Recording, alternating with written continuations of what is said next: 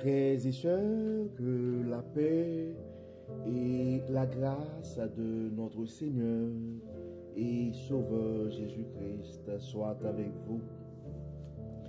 Ici et de WH Redemption Ministries pour notre méditation du dimanche 29 septembre 2024.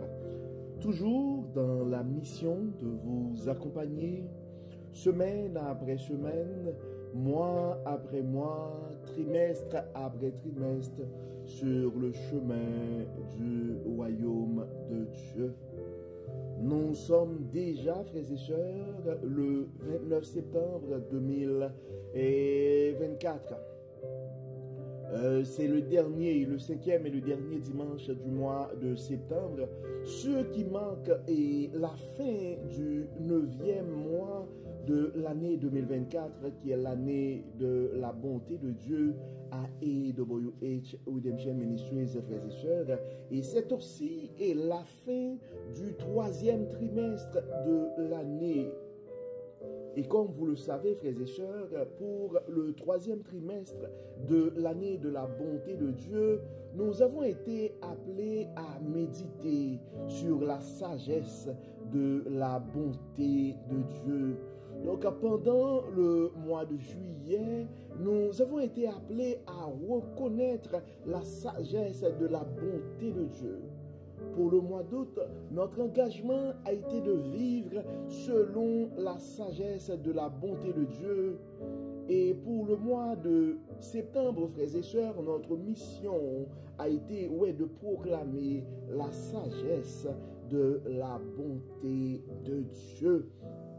Donc, nous avons eu une série, en fait, de 5 messages sur la sagesse et sur la proclamation de la sagesse de la bonté de Dieu. Donc, pour la première partie, nous avons vu le premier dimanche notre mission de proclamer la sagesse de la bonté de Dieu.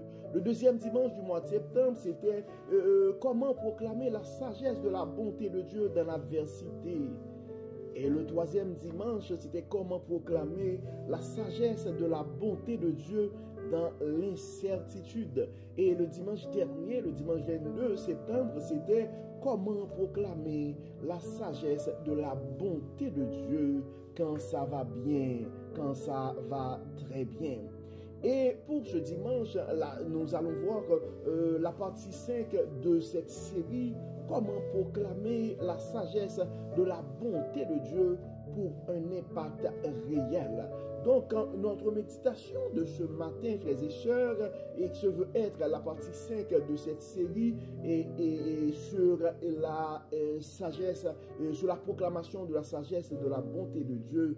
Donc, nous sommes appelés, frères et sœurs, à réfléchir, à méditer sur comment proclamer la sagesse de la bonté de Dieu pour un impact réel. Parce qu'on ne veut pas juste proclamer la sagesse de la bonté de Dieu, juste pour proclamer, mais nous devons avoir un impact, et frères et sœurs.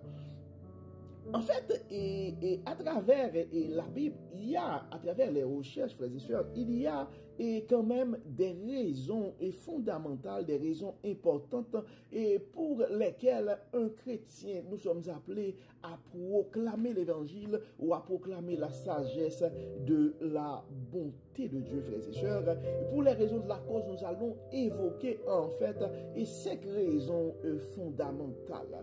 La première raison fondamentale pour laquelle nous devons proclamer la sagesse de la bonté de Dieu ou proclamer l'évangile tout court, c'est l'obéissance à Jésus, car Jésus-Christ a commandé à ses disciples, Dieu nous a commandé de faire des disciples et de faire de toutes les nations des disciples et de leur enseigner et à observer les prescriptions, les prescrits de Jésus. Donc en Matthieu 28, versets 19 et 20, nous avons eu cet appel-là, cet appel de proclamer l'évangile. Donc nous sommes appelés à obéir ce commandement de Dieu. Donc c'est une façon d'obéir, de suivre les instructions du Maître, proclamer la sagesse de la bonté de Dieu, proclamer la proclamation de l'évangile. Donc l'évangile, frères et sœurs, en fait, ça signifie bonne nouvelle. Donc, en tant que chrétiens, nous croyons que le message de Jésus-Christ apporte espoir, apporte la paix, apporte le salut.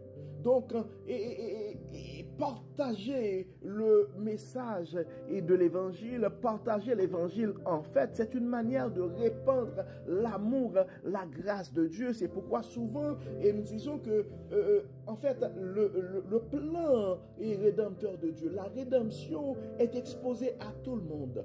Donc, nous devons rappeler aux gens que Dieu les aime. Il y a espoir, tout n'est pas fini. Donc, ils peuvent trouver la paix en Dieu, car Jésus-Christ a dit, je vous laisse ma paix, je vous donne ma paix, je vous laisse ma paix, je vous donne ma paix, je ne vous la donne pas comme le monde la donne. Et nous savons, frères et sœurs, que nous avons tous la possibilité d'avoir le salut, d'avoir cette grâce de Dieu qui nous justifie. Donc, nous sommes appelés à partager cette bonne nouvelle et au monde entier. L'une des raisons et que nous devons partager l'évangile, frères et sœurs, c'est ça peut transformer des vies. Donc, on voit généralement beaucoup de témoignages, des gens qui témoignent que leur foi a transformé leur vie de manière positive. Donc, en proclamant l'évangile, frères et sœurs, nous espérons que d'autres pourraient avoir aussi cette expérience de transformation. L'apôtre Paul lui dit que quelqu'un est en Christ, il est une nouvelle créature. Les choses anciennes sont passées et maintenant toutes choses sont devenues nouvelles. Donc, proclamer la sagesse de la bonté de Dieu, c'est offrir aux gens qui nous entourent cette possibilité d'avoir l'expérience de cette vie transformée. Nous avons aussi, frères et sœurs, une responsabilité spirituelle de partager notre foi, de faire connaître aux gens la relation. Avoir une relation avec Dieu peut changer peut changer les choses. Nous avons une sorte de responsabilité d'aider et de contribuer à sauver les âmes perdues. Donc, amener les gens à avoir une relation personnelle avec Dieu. Donc, puisque Jésus-Christ, pendant sa venue, nous a donné cette possibilité de pouvoir réconcilier avec Dieu, donc nous avons cette responsabilité aussi d'aller chercher les âmes perdues. Proclamons aussi l'évangile, frères et sœurs, c'est parce que ça, proclamer l'évangile, proclamer la sagesse de la bonté de Dieu, nous donne aussi cette opportunité de pouvoir créer et renforcer des communautés de foi où des chrétiens, des individus, des croyants peuvent se soutenir mutuellement dans leur parcours sur le chemin du royaume. Car le chemin du royaume, comme nous le répétons souvent, frères et sœurs, ce n'est pas un chemin sans détour. Nous avons tous besoin de l'aide, d'un soutien de quelqu'un. J'aime beaucoup cet adage, et même les aigles ont besoin d'une poussée. Donc, des fois, pendant notre parcours sur le chemin du royaume, les moments d'incertitude, les moments d'adversité, donc nous pouvons avoir les détours de la vie pour nous porter à être découragés. Donc, le soutien d'un frère, le soutien d'une sœur et le partage de témoignages d'un frère ou d'une sœur pourrait nous porter pourrait nous soutenir et nous aider à renforcer notre communauté de croyants. Donc, nous venons de voir, frères et sœurs, 5 raisons fondamentales pour lesquelles nous devons proclamer la sagesse de la bonté de Dieu ou proclamer l'évangile tout court.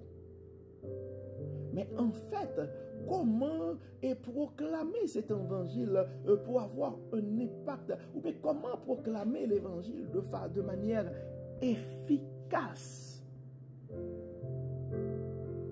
Donc, en fait, proclamer l'évangile de manière efficace peut se faire de différents moyens, et frères et sœurs.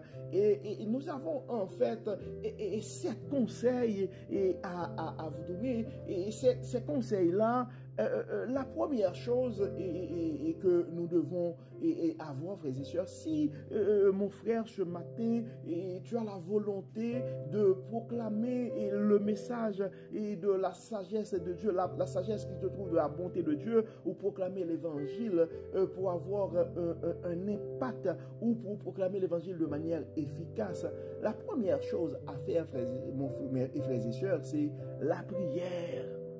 Nous devons demander à Dieu de nous guider et de nous donner les mots justes. Donc, la prière peut nous aider à rester centrés et à être sensibles non seulement aux opportunités de partager notre foi, mais nous devons savoir aussi, frères et sœurs, que pour avoir un impact, nous devons toucher les cœurs. Alors que celui qui a vraiment le pouvoir sur l'esprit dans le cœur des gens, c'est Dieu. Donc, nous devons prier et nous devons non seulement avoir l'aide du Saint-Esprit, donc nous devons prier pour que le Saint-Esprit soit vivant en nous. Et en fait, ça pourrait nous aider à avoir les mots justes et à trouver les bonnes opportunités, à pouvoir placer les mots justes au bon moment.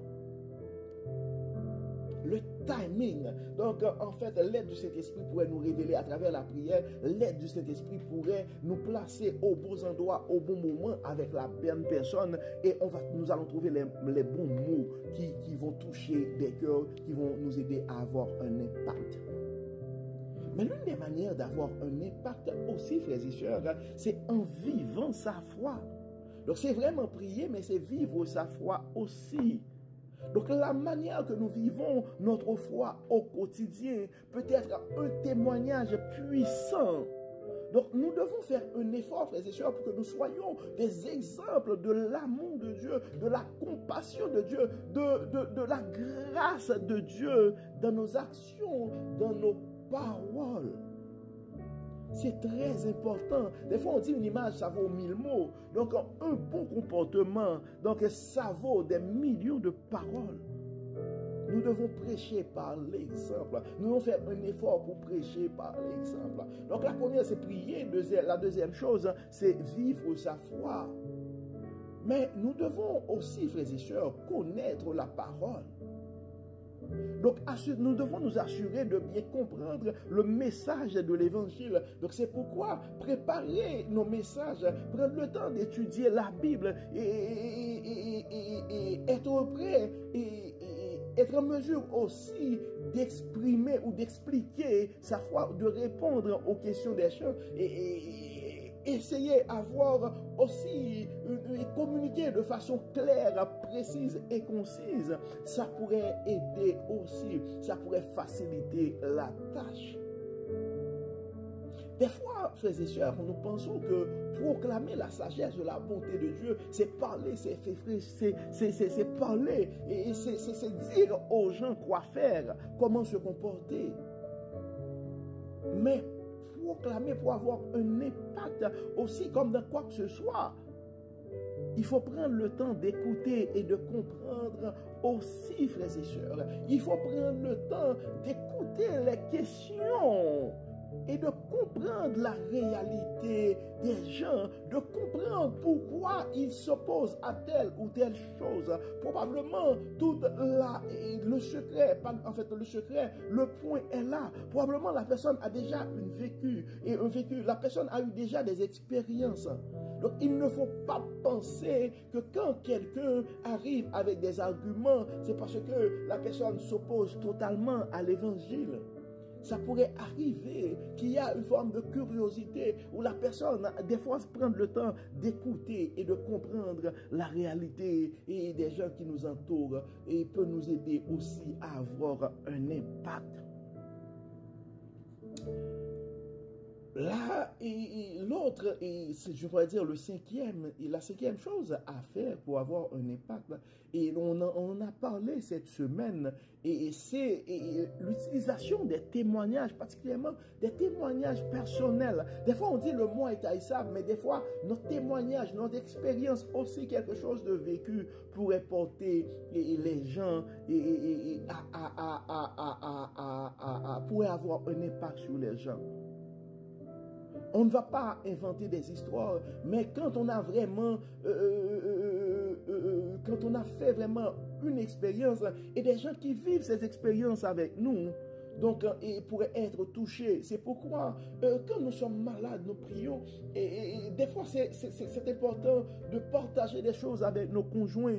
Parce que quand on prie ensemble et on voit que de façon inattendue, Dieu nous a bénis, Dieu nous a guéris. Et au-delà de nos espérances. Donc, les gens qui vivent ces choses-là, probablement l'expérience de ta foi et pourraient porter d'autres personnes à faire aussi et à placer aussi leur confiance en Dieu. Ce sont des choses qui pourraient nous aider à avoir un impact réel, frères et sœurs.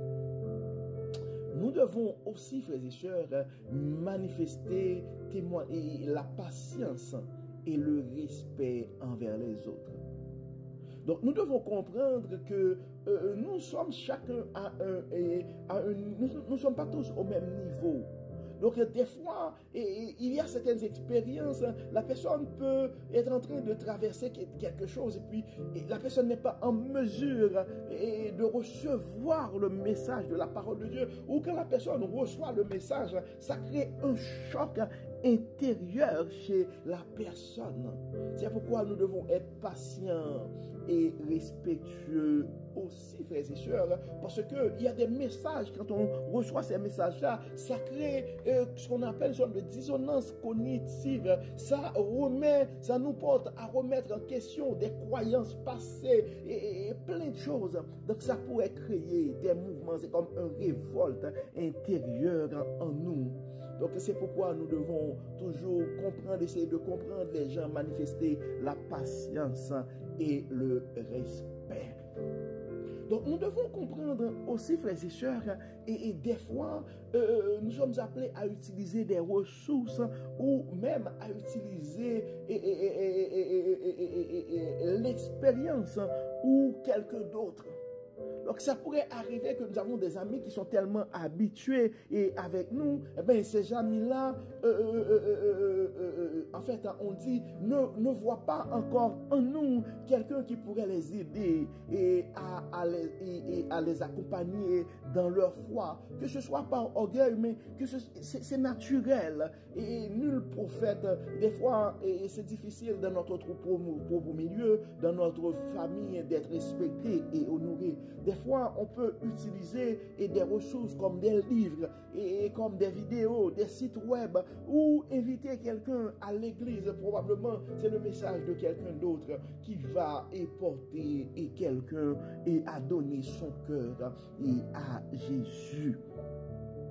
Donc, en fait, frères et sœurs, ce sont des choses que nous pouvons et qui pourraient nous aider à avoir un impact. Et il y a, nous avons, donc pour proclamer l'évangile de Dieu, frères et sœurs, donc nous venons de voir que nous devons prier, nous devons vivre notre foi, nous devons connaître l'évangile, écouter et comprendre, utiliser les témoignages personnels, être respectueux et patient, utiliser des ressources aussi.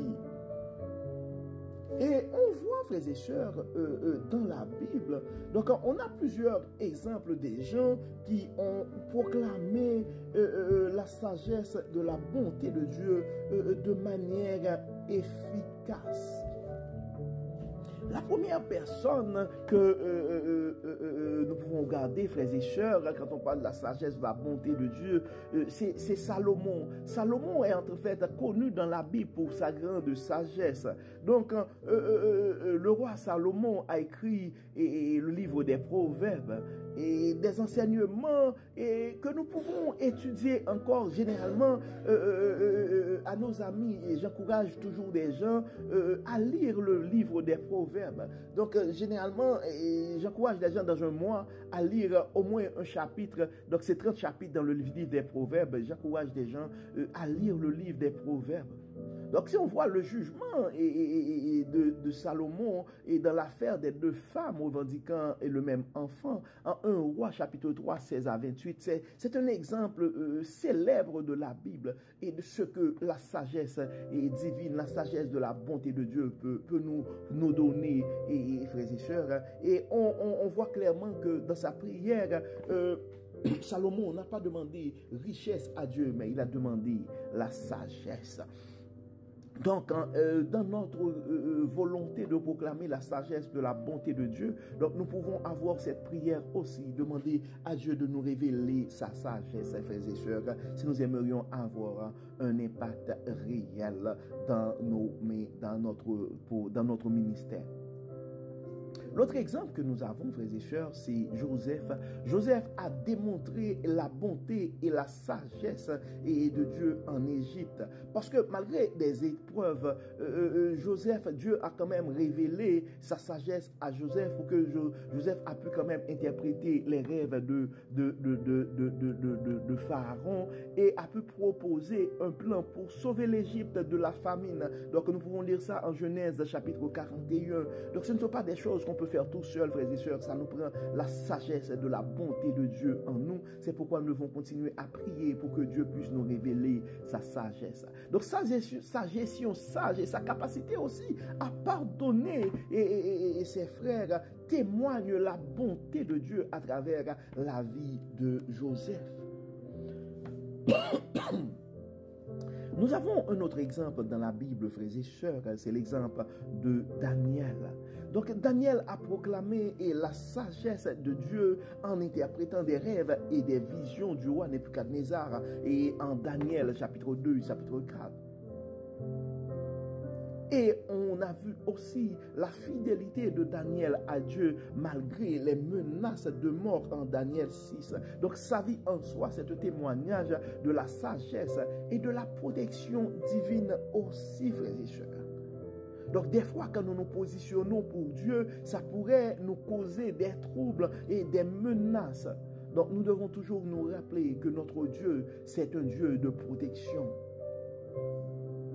Nous avons aussi, frères et sœurs, l'exemple de l'apôtre Paul à travers nos dévotions pendant les 2 dernières semaines. On parle souvent beaucoup de l'apôtre Paul qui a voyagé et qui, après avoir persécuté l'Église, après sa conversion, s'est vraiment dédié à proclamer l'Évangile et à enseigner la sagesse de la bonté de Dieu aux Juifs et aux non-juifs.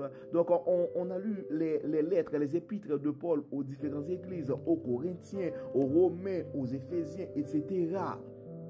Donc Paul s'était engagé à proclamer la sagesse de la bonté de Dieu, non seulement aux Juifs, mais aux non-Juifs. Donc l'exemple de Paul, c'est aussi un très bon exemple pour nous autres. La première chose que nous pouvons apprendre dans Paul, frères et sœurs, c'était quelqu'un qui, dans le temps, donc son plan, c'était persécuter les chrétiens. Et on voit que Dieu a utilisé les talents de cet homme pour faire proclamer son évangile. Donc nous devons toujours nous rappeler que Dieu, au moment opportun, peut utiliser qui il veut, quand il veut, pour faire proclamer son évangile. Et on voit que Paul avait consacré sa vie, et disons la deuxième portion de sa vie, pour proclamer l'évangile de Dieu, l'évangile de Jésus-Christ aux Juifs. Et quand les Juifs n'ont pas, et on a vu l'expérience, et on en a parlé et pendant cette semaine dans nos dévotions, à un certain moment, maintenant, il décide de prêcher aux non-Juifs. Donc, des fois, nous devons commencer à prêcher, frères et sœurs, et à travers les gens qui nous entourent, dans nos milieux, dans nos familles, dans nos communautés. Mais des fois, Dieu nous appelle à aller plus loin aussi. Et l'exemple que nous devons, le plus grand exemple que nous pouvons considérer, frères et sœurs, c'est l'exemple de Jésus-Christ. Jésus-Christ, c'est l'exemple ultime, donc par ses enseignements, par ses paraboles, par ses miracles. Donc il a révélé la sagesse et la bonté de Dieu. Et l'un des exemples, donc, son sermon sur la montagne en Matthieu 5. Et donc, c'est un exemple clé de la sagesse, de la sagesse divine, et frères et sœurs. Donc, nous venons de faire vraiment le tour, frères et sœurs, qui pour vraiment nous aider à avoir un impact réel. Donc la première chose que nous devons nous rappeler, frères et sœurs, quand nous sommes appelés à proclamer la sagesse de la bonté de Dieu, donc la finalité, c'est jamais nous, c'est surtout l'obéissance à Dieu. Nous ne sommes pas en mission pour nous autres. Jésus-Christ nous a donné cette mission de proclamer, de proclamer la sagesse de la bonté de Dieu, de proclamer l'évangile. Donc c'est ce qu'on appelle la grande commission. Donc la finalité, et nous ne sommes pas appelés à proclamer la sagesse de la bonté de Dieu pour notre popularité. Nous ne sommes pas appelés à proclamer la sagesse de la bonté de Dieu pour satisfaire notre ego, pour nous enrichir. Mais nous sommes des missionnaires, nous sommes là pour servir, frères et sœurs. Nous sommes là pour sauver des âmes. Nous sommes là pour obéir à la volonté du Maître. Nous sommes là pour aider à transformer des vies parce que nous sommes des instruments dans la main de Dieu. Et nous devons toujours nous rappeler, frères et sœurs, que si nous arrivons à avoir un impact, en fait, nous ne sommes que des instruments. C'est l'Esprit Saint, c'est l'Esprit de Dieu qui est en nous, c'est l'Esprit de Dieu qui agit en nous. Donc toute la gloire doit être à Dieu, frères et sœurs.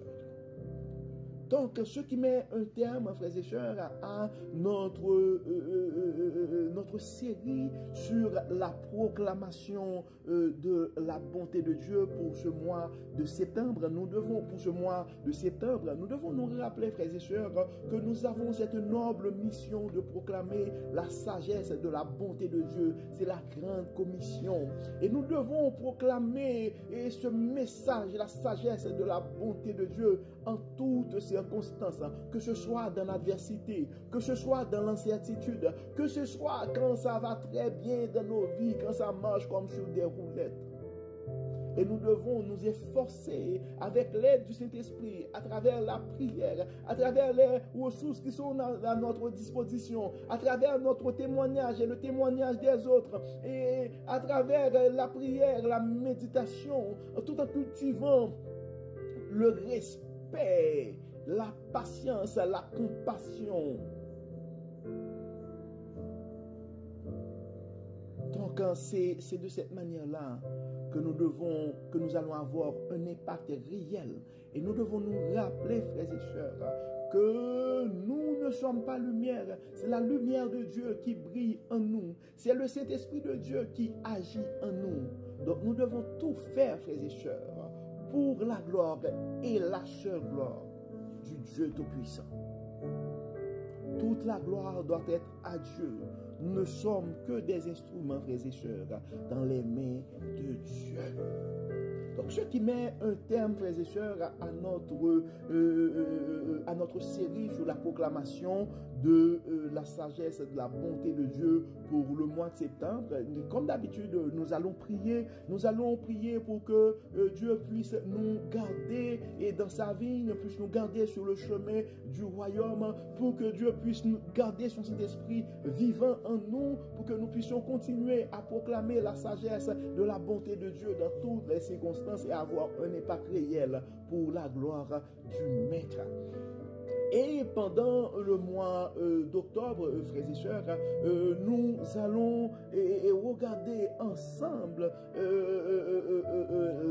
l'espérance qui se trouve dans la bonté de Dieu, l'espérance de la bonté de Dieu. Donc pour l'année 2024, c'est la rédemption qui est l'une des plus grandes manifestations de la bonté de Dieu. Donc nous avons vu c'est ce qu'on avait vu pendant le premier trimestre. Le deuxième trimestre, c'était l'abondance de la bonté de Dieu. Dieu. Et pour le 3e trimestre, c'est la sagesse de la bonté de Dieu. Et pour le 4e trimestre, nous allons voir l'espérance qui se trouve dans la bonté de Dieu, frères et sœurs, pour le mois prochain, pour le mois d'octobre. Donc, prions Dieu.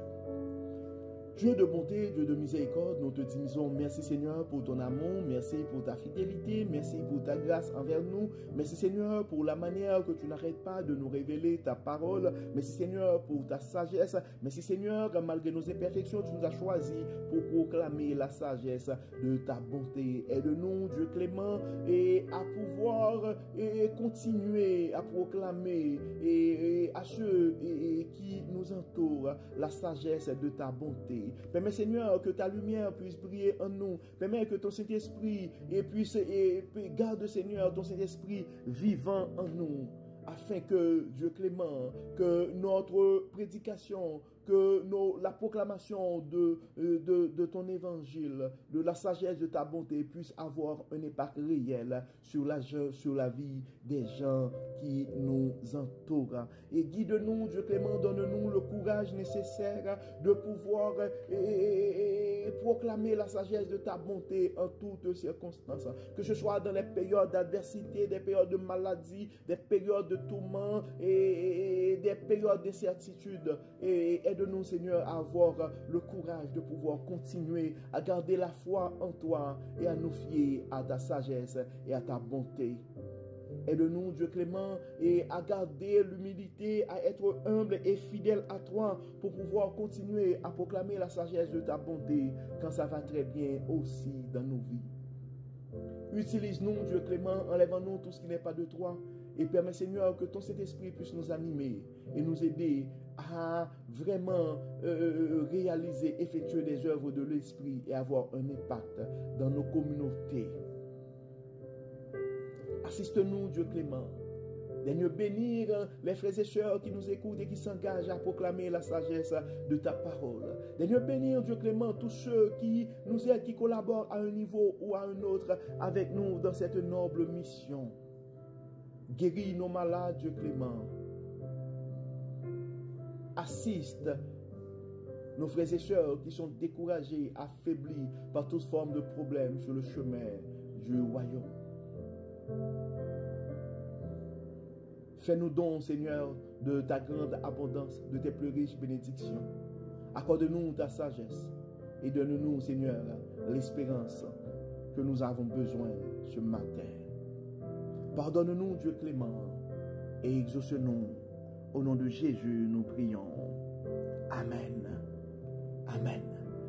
Frères et sœurs, nous arrivons au terme de notre méditation pour ce dimanche 29 septembre 2024. Nous espérons que votre âme a été bénie et nous vous souhaitons une très bonne fin de mois de septembre, une très bonne fin le 3e trimestre de l'année 2024. Que le Seigneur nous garde, que le Seigneur nous accorde sagesse et nous aide à proclamer la sagesse de sa bonté pour un impact réel dans nos environnements respectifs.